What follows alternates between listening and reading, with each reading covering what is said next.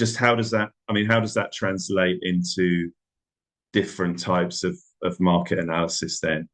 And this is perhaps reiterating the point that I've made. So you might need to expand the competitive analysis you do. As I said, look at adjacent markets, do more in-depth analysis of your competitors. There might be a need for more localized intelligence. So, and by localized, I think you can think of that as geography, vertical, and size band. Do I have a bit more insight into how the demand for a technology might vary by size of organization? How might the regulatory environment change by sector, and which geographies might display a greater demand for the technologies that I'm trying to position. Related to that is mapping out the ecosystem, and that will be the side after we have our next little break. I will talk a little bit about channel to market. I think this ability to please shareholders, but just do a good thing for planet Earth around incorporating sustainability frameworks.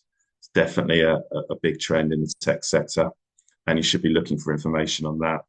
Tracking of regulation, I've already covered. Talked a little bit about healthcare. There are other regulatory things like Gramm-Leach-Bliley is one as well. I think that might be financial services or consumer. I apologise, I can't remember. But this regulatory landscape is definitely really, really important. And then I think mix of quantitative and qualitative research is definitely important. You need that blend, you need that interpretation of the data, and you need that touch point with analysts as well, I think, to really help you, rather than, that can be a really efficient use of your time.